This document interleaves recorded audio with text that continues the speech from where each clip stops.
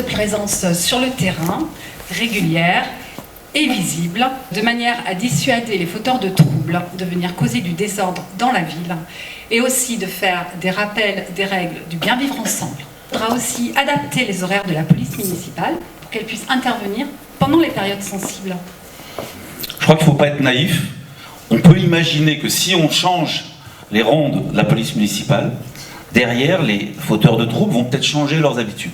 Eh bien, on sera flexible, parce qu'on l'anticipe, on sera flexible et on adaptera nos rondes en fonction des changements d'habitude d'éventuels fauteurs de troubles.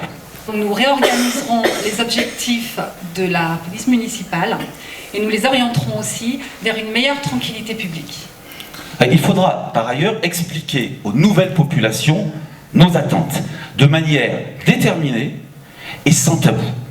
Concernant la propreté de la ville, nous souhaiterions l'intégrer dans les critères du mieux vivre ensemble. C'est la vigilance verte.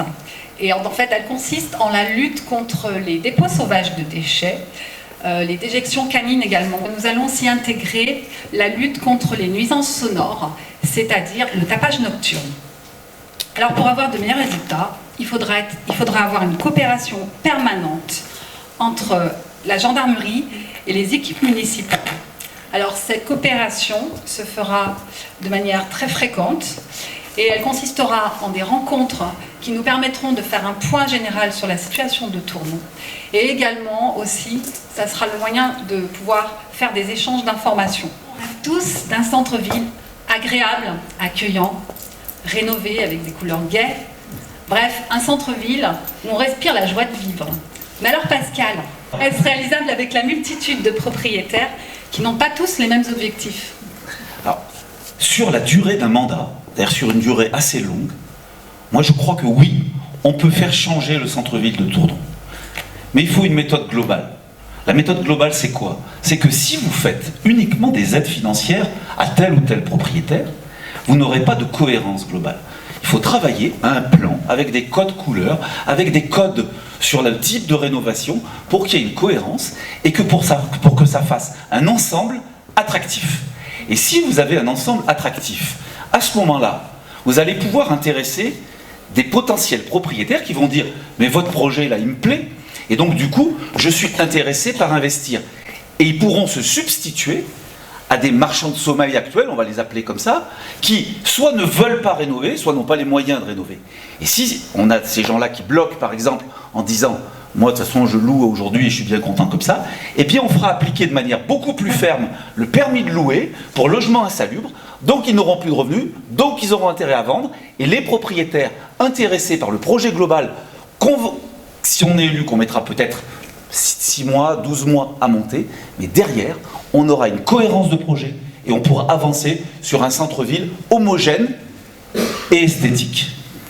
Retrouver la tranquillité publique à Tournon, c'est possible, à condition de ne pas chercher de bouc émissaire, ne pas se laisser intimider, ne pas avoir de tabou et aborder les sujets avec une grande détermination. De proposer des solutions pour diminuer les nuisances. D'être sur le terrain, d'y aller mais d'y être sur le terrain. D'informer de l'avancement des choses. De mobiliser toutes les bonnes volontés de nos citoyens pour s'entraider. De rénover la ville pour la rendre plus belle. Et enfin, d'évaluer les résultats et vérifier qu'à Tournon, les Tournonnais sentent une amélioration et qu'ils vivent mieux à Tournon. Merci.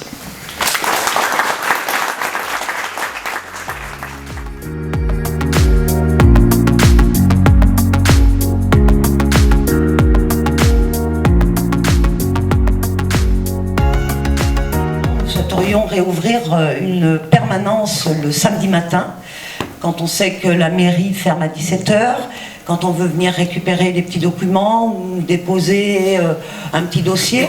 Bien sûr, on ne les traiterait pas, mais on pourrait rendre ce service en ouvrant l'administration le samedi matin. Les gens qui font le marché peuvent aller récupérer leurs documents ou déposer des documents en mairie. Et ça sera traité par la suite dans la semaine. Faire une permanence téléphonique le week-end, donc qui démarrerait du vendredi soir jusqu'au dimanche soir, à tour de rôle pour les adjoints. Donc on serait joignable le week-end, la nuit comme le jour, pour tout problème sur Tournon. En ce moment-là, on se mettra en lien avec la gendarmerie et on pourra se déplacer pour être sur les lieux et pour être au plus proche des problèmes.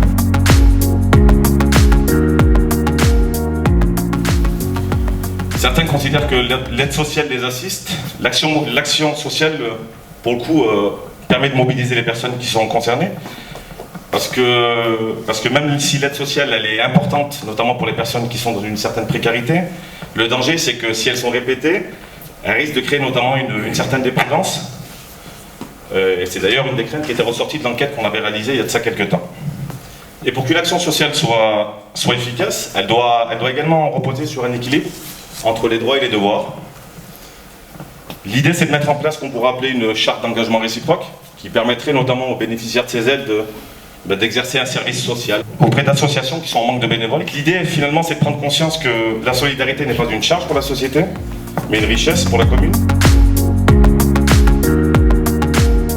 Pour résumer, dans notre programme de manière concrète, nous, premièrement, sur la solidarité, on veut trouver des marges de manœuvre pour investir dans des actions sociales. Ça peut être dans le budget du CCAS, mais ça peut être en stimulant la générosité, en trouvant des nouveaux modes de financement. Il en existe dans pas mal de villes. Deuxièmement, il faut améliorer le service aux habitants.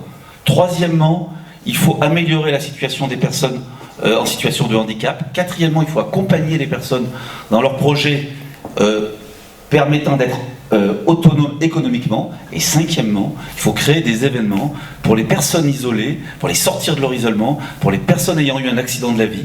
Et bien là, il faut... Ce que vous avez vu tout à l'heure, c'est des tas d'exemples de ce qu'on veut faire pour qu'il y ait plus de vie et que les gens se sentent mieux ensemble, partagent ensemble ces moments-là et se sentent mieux.